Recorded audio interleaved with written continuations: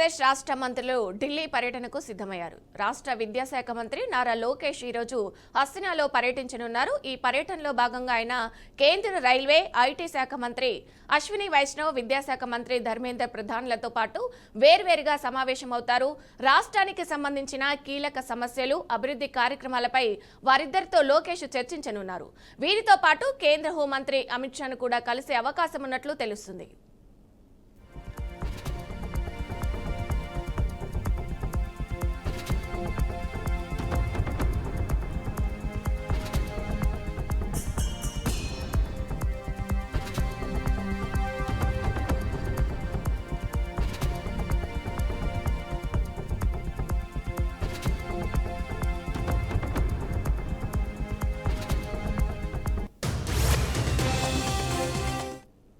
మరోవైపు ముఖ్యమంత్రి నారా చంద్రబాబు నాయుడు సైతం ఈ నెల 19న ఢిల్లీలో పర్యటించనున్నారు. ఇందుకోసమైనా 18వ తేదీ సాయంత్రమే విజయవాడ నుంచి ఢిల్లీకి చేరుకుంటారు. ఇక తన పర్యటనలో భాగంగా పలువురు కేంద్ర మంత్రులను కలిసి రాష్ట్రానికి రావాల్సిన నిధులు, ప్రాజెక్టుల గురించి చర్చించనున్నారు. పార్లమెంటు శీతాకాల సమావేశాల చివరి రోజైన డిసెంబర్ 19న చంద్రబాబు పర్యటన జరగనుండడం రాజకీయంగా ప్రాధాన్యత సంతరించుకుంది.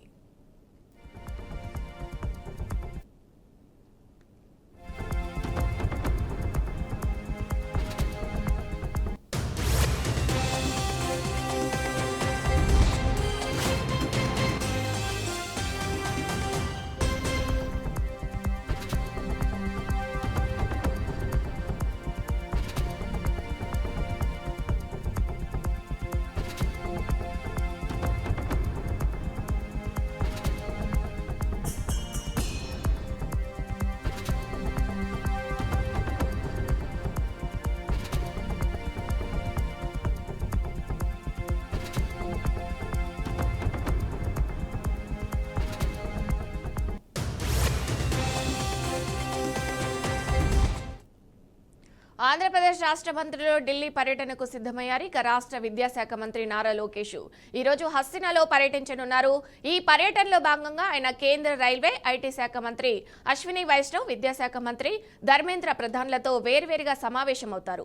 ఇక రాష్ట్రానికి సంబంధించిన కీలక సమస్యలు, అభివృద్ధి కార్యక్రమాలపై వారిద్దరితో లోకేష్ చర్చించనున్నారు. వీరితో పాటు కేంద్ర హోంమంత్రి అమిత్ షాను కూడా కలిసే అవకాశం ఉన్నట్లు తెలుస్తుంది.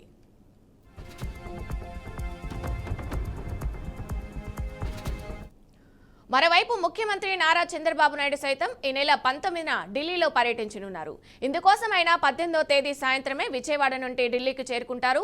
ఇక తన పర్యటనలో భాగంగా పలువురు కేంద్ర మంత్రులను కలిసి రాష్ట్రానికి రావాల్సిన నిధులు, ప్రాజెక్టుల గురించి చర్చించనున్నారు. ఇక పార్లమెంటు శీతాకాల సమావేశాలు చివరి రోజైన డిసెంబర్ 19న చంద్రబాబు పర్యటన జరగనుండడం రాజకీయంగా ప్రాధాన్యత సంతరించుకుంది.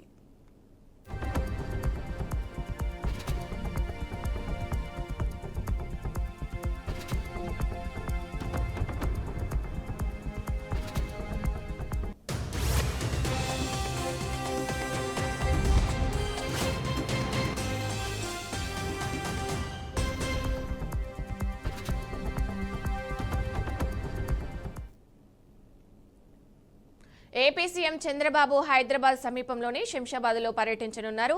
కనహా శాంతివనాన్ని ఆయన నేడు సందర్శించనున్నారు. ఉదయం 11 గంటలకు జూబ్లీహిల్స్లోని ఆయన నివాసం నుంచి బయలుదేరి కనహా శాంతివనం చేరుకుంటారు. ఆశ్రమం అధ్యక్షులు కమలేష్ డి పటేల్ దాజీతో సమావేశం నిర్వహిస్తారు. ఇక 2 గంటల పాటు శాంతివనంలోని వెల్నెస్, మెడిటేషన్ సెంటర్ సహా యోగా కేంద్రాలను పరిశీలిస్తారని అధికారులు తెలిపారు. ఇక ట్రీ కన్జర్వేషన్ సెంటర్, అలాగే రెయిన్ ఫారెస్ట్ కేంద్రం, మెడిటేషన్ సెంటర్, బయోచార్ కేంద్రం, పుల్లెల గోపీచంద్ స్టేడియంతో పాటు హార్ట్ఫుల్నెస్ ఇంటర్నేషనల్ స్కూల్ను చంద్రబాబు సందర్శించనున్నట్లు తెలుస్తుంది.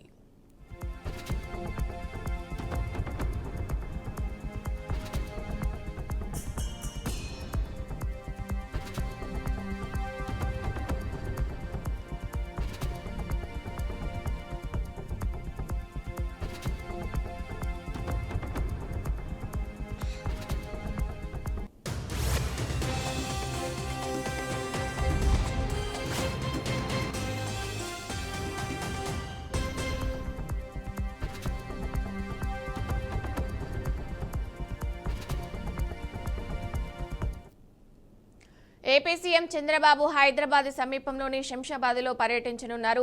కనహా శాంతివనాన్ని ఆయన నేడు సందర్శించనున్నారు. ఇక ఉదయం 11 గంటలకు జూబ్లీహిల్స్లోని ఆయన నివాసం నుండి బయలుదేరి కనహా శాంతివనం చేరుకుంటారు.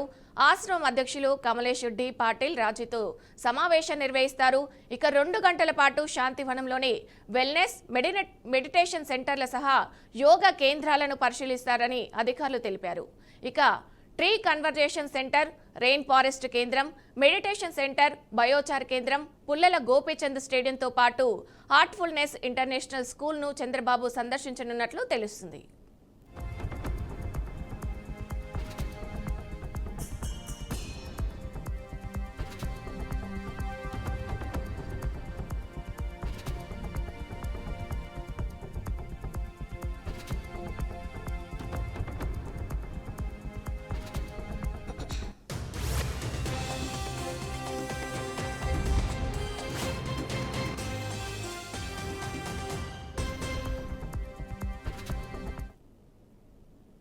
స్క్వాష్లో భారత్ చారిత్రాత్మక విజయం సాధించింది. తొలిసారిగా స్క్వాష్ వరల్డ్ కప్ విజేతగా నిలిచింది. ఇక ఫైనల్లో భారత జట్టు బలమైన హాంకాంగ్ను ఓడించి టైటిల్ దక్కించుకుంది. చెన్నైలో జరిగిన టైటిల్ 4లో హాంకాంగ్పై 3-0 తేడాతో విజయం సాధించింది. ఇక టోర్నీ ఆద్యంతం భారత జట్టు సంచలన ప్రదర్శన చేసింది.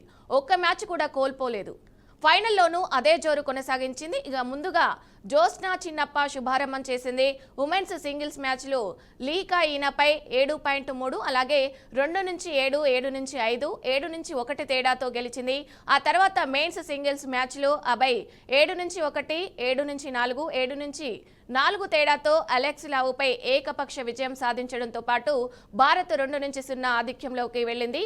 ఇక మరో ఉమెన్స్ సింగిల్స్లో మ్యాచ్లో అనాహత్ సింగ్ 7-2, 7-2, 7.5 తేడాతో టొమాటో హోను చిత్తు చేయడంతో భారత్ విజయం లాంఛనమైంది.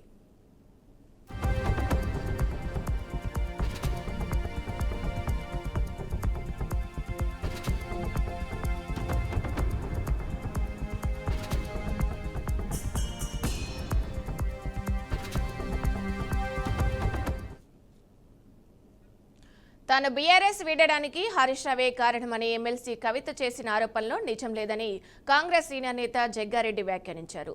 తనపై కవిత చేసిన కామెంట్స్ పై ఆయన స్పందిస్తూ కేసీఆర్ వల్లే ఆమె లీడర్ అయ్యారని పేర్కొన్నారు. తాను కాంగ్రెస్ లో చేరడానికి కారణం వైఎస్ఆర్ అని, అలాగే తన పనితీరు నచ్చి ఆయన పార్టీలోకి ఆహ్వానించారని తెలిపారు. అలాగే బీఆర్ఎస్ వీడడానికి హరీష్ రావు కారణం కాదని, కవిత ఆరోపణలు మానుకోవాలని జగ్గారెడ్డి సూచించారు. ఇక హరీష్ రావు తనకు రాజకీయ ప్రత్యర్థి మాత్రమేనని, ఆయనపై కోపంతో తాను కాంగ్రెస్ లోకి రాలేదని జగ్గారెడ్డి స్పష్టం చేశారు.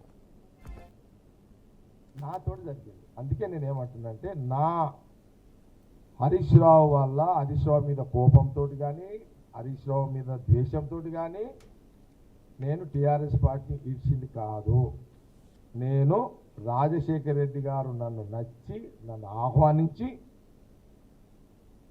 నాకు ఈ 2 ఇస్తున్నందుకు, అప్పుడు ఈ స్కీములు లేవు, ఏది ఇవన్నీ ఇప్పుడు నడుస్తున్నాయి కదా, ఏది నా భూమి అప్పటికే అంత కొత్తగా మనం అంత యంగులు ఉన్నాము, జోషులు ఉన్నాము, అంత తోపులు వాళ్ళు ఆల్వై. కాబట్టి నేనేమంటున్నా అంటే ఆ రోజులల్లో అంత అట్లా కమిట్మెంటు ముఖ్యమంత్రి రాజశేఖర రెడ్డి గారు ఒక మాట, ఆయన మాటకి ఎట్లా అంటే అది అప్పటికే ఉందిగా మార్కెట్లో.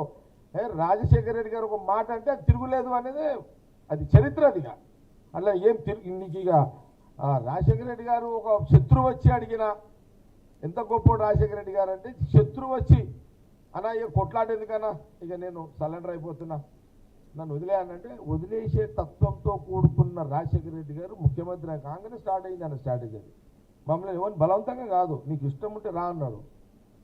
ఈ విషయాలు చెప్పిండు, వెళ్ళిపోయినా. అందుకే మళ్ళీ చెప్తున్నాను, ఎక్కడ కూడా నేను అక్కడి నుంచి వచ్చింది హరీష్ రావు మీద కోపము కాదు, కేసీఆర్ మీద కోపము కాదు. నేను వచ్చింది ఆయన నా రాజకీయంగా గట్టోడు అని ఆయన పిలిచినందుకు, నాకు ఈ 2 ఇస్తానందుకు నేను కాంగ్రెస్ పార్టీలో చేరాను. ఇది నాకు నెల్లూరు జిల్లా ఆత్మకూరు నియోజకవర్గంలో జనసేన పార్టీ నాయకుడిపై దాడి ఘటన కలకలం రేపింది. చిరంజీవి యువత అధ్యక్షుడు జనసేన పార్టీ నాయకుడు భానుకిరణ్ పై దువ్వూరు గ్రామంలో ఫ్లెక్సీ వద్ద జరిగిన గొడవలో కర్రలు, రాళ్లు, ఇనుపరాడ్లతో దాడి జరిగినట్లు సమాచారం. ఇక ఈ ఘటనను మర్రిపాడు మండల జనసేన పార్టీ తీవ్రంగా ఖండించింది. దాడికి బాధ్యులపై కఠిన చర్యలు తీసుకోవాలని పార్టీ నేతలు డిమాండ్ చేశారు.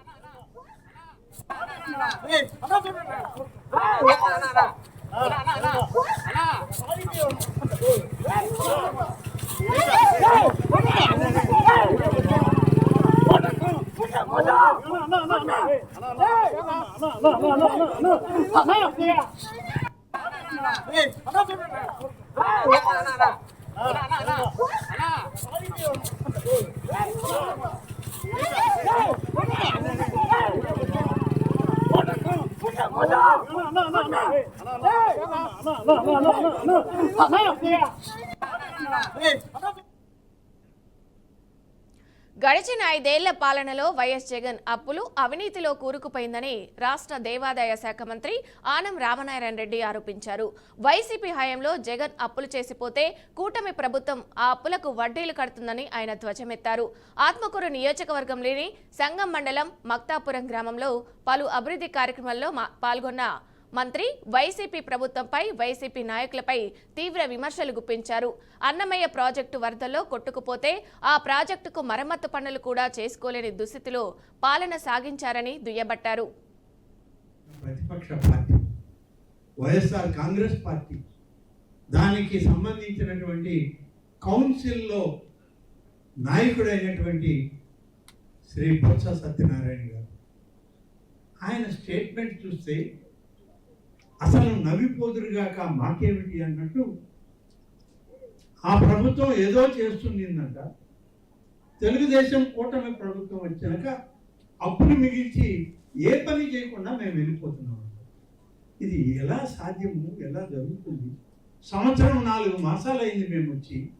ఇవాళ ఈ నియోజకవర్గంలోనే ఇంత పెద్ద ఎత్తున నిధులు మంజూరు చేసి రాష్ట్రంలో కానీ అన్ని ప్రాంతాల్లో కానీ ఇరిగేషన్ ప్రాజెక్టులు ఒకవైపు, రోడ్లు ఒకవైపు, రాజధాని మరొక వైపు, విద్యా సంస్థలు ఇంకొక వైపు, అభివృద్ధి పారిశ్రామిక రంగం ఒకవైపు, అలాగే ఐటీ రంగం మరొక వైపు నిరంతరం శ్రమిస్తూ నిధులు సమకూర్చుకుంటూ అభివృద్ధి జరుపుతూ ఉంటే నిన్నటి ప్రకటనకి సమాధానం ఈ మక్తాపురం నుంచే చెప్పాలనుకుంటున్నాను. జగన్మోహన్ రెడ్డి పాలన ఎలా ఉంది గత 5 సంవత్సరాలు? అన్ని అప్పులు, అవినీతి కార్యక్రమాల్లో కూరుకుపోయారు. 10.5 లక్షల కోట్ల రూపాయల అప్పు